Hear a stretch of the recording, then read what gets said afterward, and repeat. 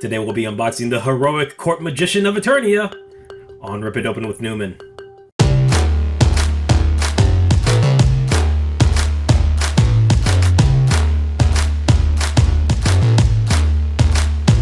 Welcome back to the channel. I'm your host Newman, and today we'll be unboxing Orko from Mondo Collectibles.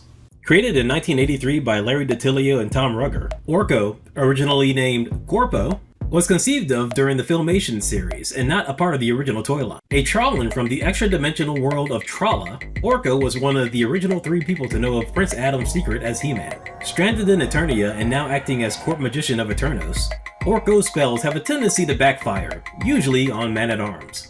Alright folks, I'm really excited to get back to the land of Eternia. Today is actually going to be my first Mondo unboxing. I do have quite a few Mondo toys, as you can see on my right in the background. However, this is the first one I'll ever unbox. I do plan on unboxing the other ones and doing videos for them, but today we'll be focusing on Orko. We've got your standard Mondo packaging here, brown box with corner protectors, which is awesome, so if you're an in-package collector, you won't damage the box. We're going to get this plastic off here and make it disappear so that we can get a better look at the visuals on this package. Let's go ahead and take a look at the front of the package. We've got some awesome artwork by Florian Bertmer. On the side, we got a collection of logos. And then turning to the back, we've got the credits. I love it when toy companies do this so that you can actually see who worked on these products.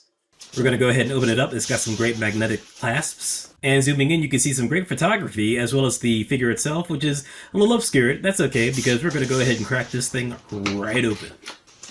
Also inside the box, there's this little graphic displayer that I guess you can use if you want to. I'm probably not going to use it. I'm probably going to go ahead and toss this right into the ether with you. So now that we have the figure suitably unboxed, we're going to go ahead and switch positions and take a closer look at this. Now, Orko's one of those characters that you either love or hate. He's in the Snarf Slimer category. But as is the case with all fictional cartoon characters, it's really up to the writing and to the voice direction that really determine whether or not you like a character.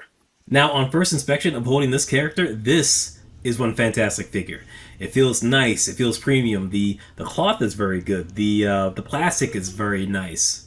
There's a really nice plastic smell when you take it right out of the package. And it's just an aesthetically pleasing figure to look at. The paint detail and sculpt is excellent. There's no slop anywhere, no questionable decisions being made. And look at that, you can see his little feetsies. I feel weird looking up Orko's skirt, but look at that. He's got like little shorts on. We're really looking at the man behind the curtain with this figure. Now, it looks like there's no articulation in those legs. It's just pure sculpt, and that's okay. I'm sure if Orko was real, those legs are pretty atrophied anyway. But let's go ahead and go over the articulation that it does have. So the head goes up and down all around. There is very little limitation because of the hat and the scarf. So that's good. Let's go over the arms. So the arms go up about yay high. There's very little restriction because of the cloth clothing. And let's go ahead and peel back his sleeve so we can take a look at it. Looks like there's a double joint at the elbow. This elbow seems a little loose to me. Maybe a lot looser than I would like. Let's take a look at the other one. And this elbow seems a little tighter. So it's not really an issue of the arms being so thin. I think it's just the joint. I know it's really hot out, so it may just be the heat. The wrists are pretty good. They go all the way around, up and down. Very nice. There's a nice smooth movement going on. It's definitely fun to play with.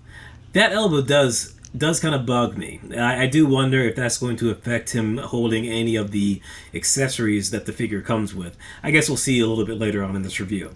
But it seems like there's a bicep twist as well. I can't quite get the sleeves all the way up so that you can take a look at it. But yeah, there's a definitely twist at the bicep. So that's excellent. That's great. I'm assuming Mondo wanted to definitely max out the articulation in the arms, considering there's no articulation in the abs or the legs to speak of. Again, it's a little difficult trying to get the shoulders down all the way on this right arm. It might be because of the pouches that are right there. But no, he's got a pouch over here too, and it doesn't seem to be affecting the left arm. So it might just be twisted in a way that I can't really see because of the cloth clothing. And if it is an issue, it's a very small issue. But look at this thing. This thing is super detailed, very nice. very premium looking and feeling. So it looks like, okay, so that's plastic, but it does lift up a little bit. He's got some plastic things dangling right here on a piece of string. And it looks like some sort of coin. That's pretty cool. That's nice. Let's continue playing with this thing just a little bit. This is really fun. So despite me saying that the right arm is just a little bit loose, it does pose very well. It doesn't feel like it's going to fall over or just fall down. So that's good. It may just be me being used to super tight joints in a lot of other figures. Or I just may be feeling extra forgiving because this is just such a nice figure. Just continually moving this arm to see if this might be a possible issue in the future. And again, this might just be a heat-related thing. I pretty much unboxed this thing right after I got home, and it was sitting on my porch in, I guess, like 80-degree weather, maybe closer to 90. So the issue might resolve itself given time in my very cold home. But even with that loose arm, very cool figure. Let's take a look at the accessories. So here we've got a Filmation cartoon accurate Orko. Or I guess you could say it's accurate to the Masters of the Universe Mattel figures too. This is a great addition considering this figure is only about half the size of your typical Masters of the Universe Mondo action figure, yet it was about the same price. So, you know, you may not get the same size, but you still get the same amount of plastic. It looks like he is hollow on the inside, which is fine. The plastic is very durable. There is some articulation in the shoulders. That's pretty much it. So it's your standard Orko articulation from, you know, the 80s. Looks good. Looks really nice. In fact, I think this might work with my cartoon collection, scale-wise. So if they never release a cartoon collection Orko, I already have one. If they do, maybe I'll just give this figure to my brother who was obsessed with Orko as a kid. Moving on to the other figure that comes with this larger figure is Driel. This is another lovely extra figure. Same plastic as that Filmation Orko. Very nice paintwork on the face. Looks good. Also hollow. Same articulation in the shoulders, which is fine. And we got a 3 for 3 as far as no paint slop, which is excellent. Yeah, this is really good. Really nice. You can see the Mattel logo at the bottom of her skirt. Mondo's great at hiding that logo somewhere on these figures. Moving on, we've got Orko's magic staff, which is very well detailed, very nice. Kind of a holdover from the Mike Young series, which is cool. Here we've got a magic spell book, which has some very nice paint application. I'm assuming it's digital application, digital printing. The sculpt work is very good too. It gets a little blurry the closer I bring it to the camera, but you can see it in the upper right-hand corner. Feels nice and sturdy. Moving on, we've got another little minifigure. It's a stuffed animal that belonged to Orko. There's zero articulation, but the sculpt is very good. Oh, look, we got Mattel right on the butt again. The sculpt is very good, as well as the paint application. Paint is very good. Very nice. Next up, we have an extra head for Orko, the controversial unmasked head. It is honestly exactly how I thought Orko would look without a mask. Which means I probably saw this artwork somewhere as a kid or as a teenager. It is very Filmation 80s. Just 80s in general. Just look at that thing. It's staring into your soul. Just a little blue Mac and me. My goodness. Oh! Moving on. Here we've got some poles for, I'm assuming, the two smaller Orko figures. Gonna look this up.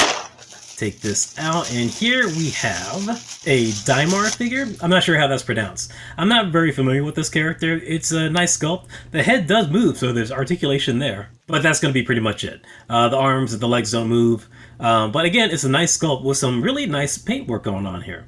All of the paint on these figures are very nice. Here we've got another head. Mondo's version of Orko. Yeah, Mondo always does the alternate head sculpts, or like sometimes it's a helmet of the character that's in their own style. This is a little more serious.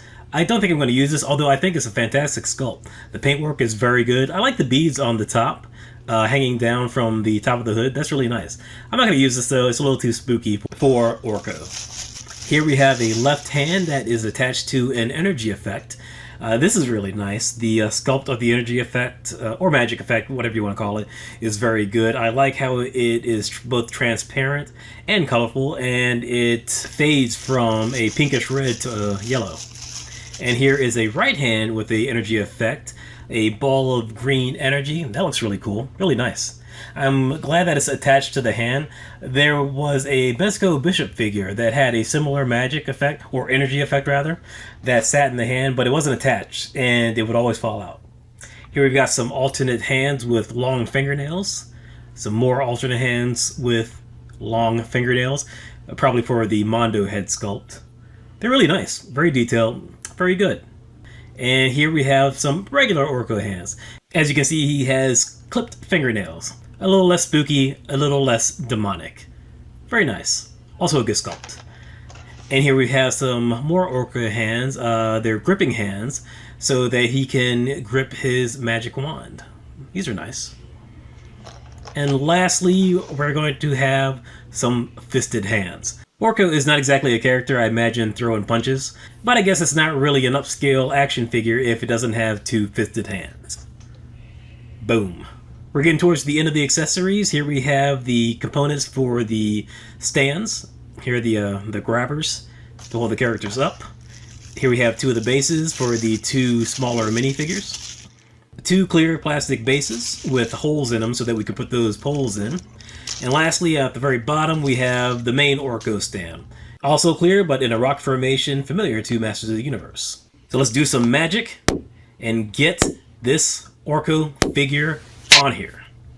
So here we have Orko looking good. I do wish that the arm that the stand is attached to was a little sturdier. It's just slightly too loose for my taste, but it gets the job done. So we're going to go ahead and do a little bit more magic. We're going to go ahead and swap heads, see how he looks with the Mondo head. Right now. There we go. Alright, he looks mean. Let's bring in the mini figs. And one more time. And finally, we're going to go ahead and get those other two stands because we're going to get Driel and Original Recipe Orko. So look at this. These are a lot of figures for this particular set. I guess Mondo has justified the price being the exact same as the other Motu figures in this particular line. All of these figures look good, and it wouldn't be too out of pocket to sell these separately. So now, while we got Orko standing up here, we're going to do one more head swap. We are going to try out this one. Okay. Alright. And there he is. Look upon and despair. Maskless Orko. You know those guys that have a beard for what seems like their entire lives, and then they shave it? Yeah. Let's get that mask back on there. That head is going to get this channel reported. So let's switch gears. Let's go ahead and get all of these minifigures out of here. And we're going to try some accessories. So, be golden. We're not going to try out every single hand set. Some of them are just sort of redundant for me. The ones I really want to try out are the ones with the magical effects. So we're going to try the one on the right hand first, the one with the green glowing orb.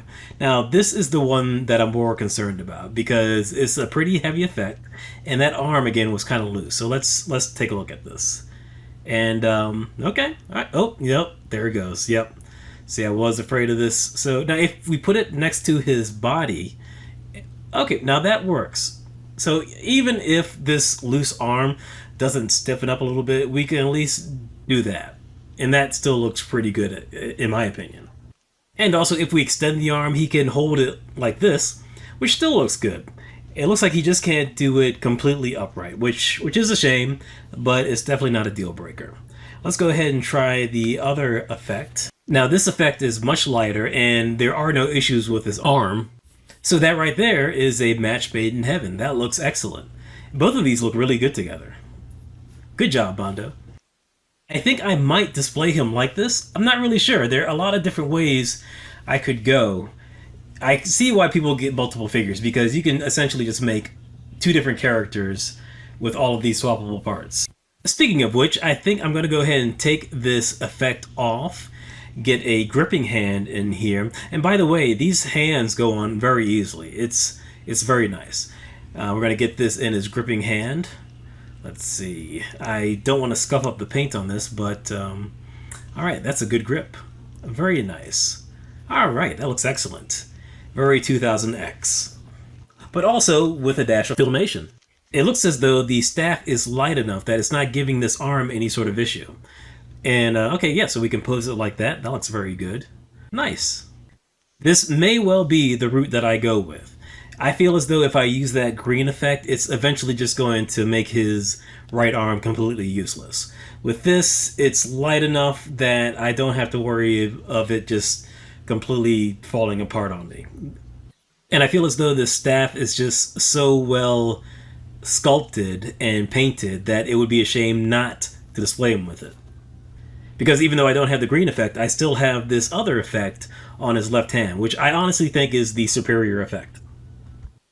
Next up, we're going to go ahead and take that effect off of his left hand, put in a open palm hand, and we're going to see how well he holds this magic spell book.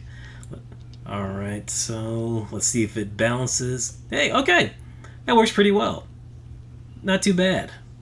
I honestly doubt it will hold for long because it's not like it's gripped in there. Yep, you see? Yeah, so I don't think I'll be displaying him with that. I do want it somewhere, though, because it's just such a good sculpt and such a such great paint detail that I really want to utilize it. But also, if I put this on my shelf, the AC is going to knock this thing over. Now, just in case I do want to utilize this magic spell book for my display, let's see if there's another way that we can go about it. Let's see how it works with two different hands. We've got these hands right here. They're kind of, I don't know how to describe them. They're kind of splayed out, and oh, look at that. That works really well. So if I did want to utilize the book or anybody else, we could go that route. Let's see if it actually works in practice. Let me get these hands on Orko. And we're going to go ahead and get his arms in position, a little close to his abdomen. And let's see if it works out for us. And I think we're in business. Yeah, look at that. And I've got it in my hand, kind of moving it around. It's not exactly steady. And that book is staying in there. So there's one option that you could go for. There's just a tremendous amount of ways you could display this figure. It really is quite impressive. That right arm still kind of bugs me, and I just can't stop messing with it. Again, it's not bad. It's not awful. It's just sort of this mental scab that I can't quite stop picking at. Again, hopefully it was just the heat, and if it is an actual issue, I hope that nobody else has the same issue. Because these figures aren't exactly cheap. Any figure that offers a payment plan is definitely not cheap. I still can't get over these legs. This is so funny to me. I mean, you know, it makes sense. Mondo's trying to be as detailed as possible, and I mean, what else would they do? Like, you just can't leave like some sort of like just blue blob underneath there. I think they went with the right choice. I do in fact like it. I like this entire figure. I think it's fantastic. I'm really glad I purchased it, and I would definitely purchase it again. Just, I mean, look at it. It's a beautiful figure. Look at this thing. Look at it. Look at it. It's really cool, right? Okay, final thoughts. I think this is an excellent figure. I'm really happy that I bought it. Now, this really shouldn't come as a surprise. Mondo's been killing the game recently. And by recently, I mean the past few years. They got their X-Men line, the Motu stuff. They've got the Batman the Animated Series. They've got their Motubi stuff. They've got Thundercats coming. They've got everything. Even a Ghostbusters line that's coming that I'm really looking forward to. Don't get me wrong, they've had a few missteps here and there, but for the most part, they are pretty reliable. All of their stuff is really good, as far as I can tell. Again, like I said before, this is really the first Mondo figure that I've completely unboxed. I've cracked open a couple and just taken a cursory look at them, and they've all been really great. And I've heard almost nothing but good things from other reviewers. And that's the case for this figure as well. The only issue I had, again, was that the right arm at the elbow was a lot looser than I would like. But other than that, everything was fantastic. All the accessories were good, everything was well painted, no other major issues. It was great. It's a great figure. And I've even got an extra Orko figure that I'm definitely going to be using with my Motu cartoon collection. If you didn't get it during the timed release and you want to get it now, you're unfortunately going to have to pay aftermarket prices. I think I saw one listing for $400, which is honestly not surprising. The benefit of those releases, however, is that you usually have at least a week to make up your mind, or if you're in some sort of, I don't know, social media blackout for a couple of days, you usually have time to get it. And Mondo's infamous for releasing repaints for a lot of these figures, so who knows? Maybe you'll be able to get some sort of repaint or a Orko classic, kind of like the Trapjaw or the, I would call it Negative He-Man, but it's Anti-Eternia He-Man. Either way, if you didn't get it, best of luck to you. I hope you do, if you do want it, because it's an excellent figure. Good job, Mondo. You get a gold star. Alright folks, so that's going to wrap everything up. Please like and subscribe if you enjoyed this video. Ring the bell for notifications, and I will check you later.